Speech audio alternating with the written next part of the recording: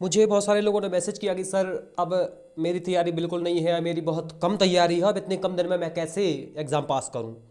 तो उनके लिए मैंने एक वीडियो बनाया है। उन्होंने बताया कि सर मैं टॉपर भी नहीं हूं और मैं उतना पढ़ने में भी होशियार नहीं हूं, उसके बाद भी मैं कैसे पास करूं। तो मैंने बताया कि देखो, टॉपर कोई नहीं होता, कोई जन्म से टॉपर पैदा नहीं होता। एक बात आप ध्यान से सुन लो, कोई जन्म से टॉपर पैदा नहीं होता।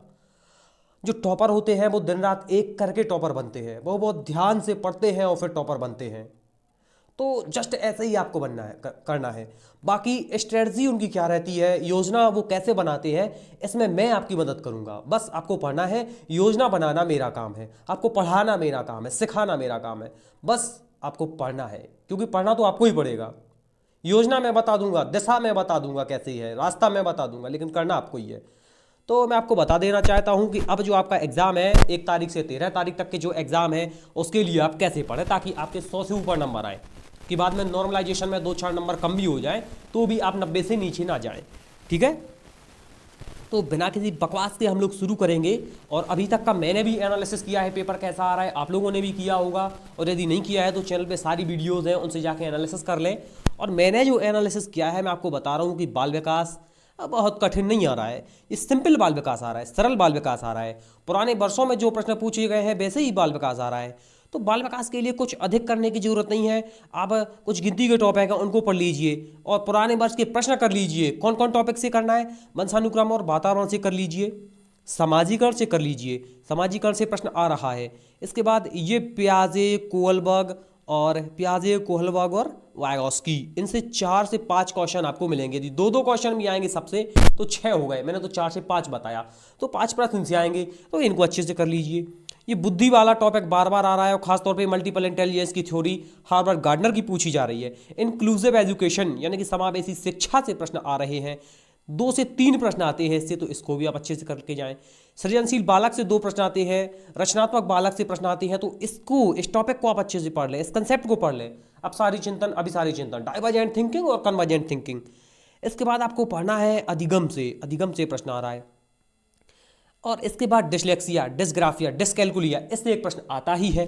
तो मेरा मानना तो ये है कि ये 8 टॉपिक यदि आप पढ़ के जाते हैं तो आपके 17 से 18 प्रश्न कहीं नहीं जाने वाले। और इसके अलावा इन टॉपिक से संबंधित 2011 से 21 तक के सारे प्रश्न कर ले सीटेट के, आप 20 से ऊपर करेंगे। फर्स्ट यानी कि बाल विकास में आप 20 से ऊपर करेंगे। बस आपको इतना तो चाहिए, ये क्या चाहिए, क्योंकि आपके पास ज़्यादा समय भी नहीं है। इसके बाद हिंदी का आएगा। हिंदी जो भाषा है बिल्कुल सरल आ रही है, बिल्कुल आसान आ रही है, इसको जल्दी करके अपना समय भी बचा सकते हैं आप। तो हिंदी की पेडागोजी सिंपल आ रही है बाल, और इसको आप क्या करें, हिंदी की पेडागोजी के लिए पुराने वर्षों के जो जितने भी प्रश्न हैं उनको सॉल्व करें। ठीक है, पुराने वर्षों के सभी प्रश्न सॉल्व करें, फिर चाहे वो सीटेट के हों, रीट के हों, एमपी टेट के हों, जिसमें भी शिक्षा शास्त्र आया है, हिंदी का शिक्षा शास्त्र जहां से भी मिले, जितने भी क्वेश्चन मिले सीटेट के, अदर टेट के, वो आप सॉल्व करें, क्योंकि कुछ क्वेश्चन अदर टेट के भी आ रहे हैं सिर्फ शिक्षा शास्त्र में। इसके बाद पैसेज जो हिंदी में आ रहा है वो बड़ा सिंपल आ रहा है, इसको आपको बहुत जल्दी करना है, जल्दी करके आपको अपना समय बचाना है। तो मैंने बाल विकास की बात कर ली, हिंदी की बात कर ली, मैं अब संस्कृत की बात करूंगा कि संस्कृत की पेडागोजी के लिए क्या करना है और पैसेज के लिए क्या करना है। तो संस्कृत की पेडागोजी को अलग से नहीं करना है, पुराने वर्षों के सभी प्रश्न लगाने हैं 11 से 21 तक के। 15 में से आप 10 से 12 प्रश्न बड़ी आसानी से कर देंगे। 1-2-3 क्वेश्चन ऐसे आ रहे हैं जो थोड़े से टफ है। इसके बाद संस्कृत के पैसेज में क्या करना है, संस्कृत के पैसेज में आपको करना है कि हिंदी भाषा में जो समय आपने बचाया है वो संस्कृत के पैसेज में लगाना है, क्योंकि संस्कृत का पैसेज बड़ा आएगा और कठिन आएगा, तो वो टाइम आपको संस्कृत के पैसेज में लगाना है। इसके बाद सर पर्यावरण में क्या करना है, लोगों ने मुझे पूछा कि पर्यावरण में, तो पर्यावरण में मैं आपको बता दूं कि पर्यावरण बहुत कठिन आ रहा है। ज़्यादातर पेपर में पर्यावरण कठिन आता है, तो उसके लिए आप जो कठिन होंगे वो आपसे नहीं बनेंगे, उनके लिए आपको बहुत ज़्यादा मेहनत करनी पड़ेगी। तो आप सिर्फ इतने टॉपिक पढ़ लें, एक पशु से संबंधित, एक पौधे से संबंधित, भोजन से संबंधित। ठीक है, पशु, पौधे, भोजन, आवास से संबंधित। आवास के बारे में क्वेश्चन पूछा जा रहा है, आपको पता ही होगा यदि आप एनालिसिस देखते हैं रोज का। इसके बाद राज्यों से संबंधित प्रश्न पूछा जाए तो भारत के राज्यों के बारे में जानकारी इकट्ठी कर लें। मैप से संबंधित प्रश्न आता है, मानचित्र से संबंधित, तो उसके बारे में भी आप जानकारी इकट्ठा कर लें। इसके बाद कुछ ज़्यादा नहीं है। और सबसे ज़्यादा इंपॉर्टेंट जो मैं बता दूंगी, सबसे अच्छा यदि कुछ आ रहा है तो वो है पर्यावरण का शिक्षा शास्त्र। आप 15 में से 15 भी कर सकते हैं ईवीएस की पेडागोजी में। ये कठिन नहीं आ रही है, ये बिल्कुल कट टू कट 2011 से लेके 2021 तक के पुराने वर्षों के प्रश्नों के अनुसार ही आ रही है। 2021 लिख गया यहाँ पे, 2000 इसको 2020 करना है। हाँ 21 में भी आ रही है, अभी कुछ क्वेश्चन हो चुके हैं 21 के, तो उसमें भी आ रही है। तो आप इसको 2020 या 21 समझ लें। पुराने वर्ष के जो भी प्रश्न है ईवीएस की पेडागोजी 15 में से 15 वहीं से आ रही है। और मैथ सरल आएगा, क्वेश्चन सरल आएंगे मैथ के, ना टिपिकल है ना लॉजिकल है ना कठिन है, सरल प्रश्न है एकदम। और मैंने एक वीडियो भी बनाया है इसके ऊपर कि मैथ में कौन से टॉपिक पढ़ के जाएं, तो वो वीडियो आप देख लें।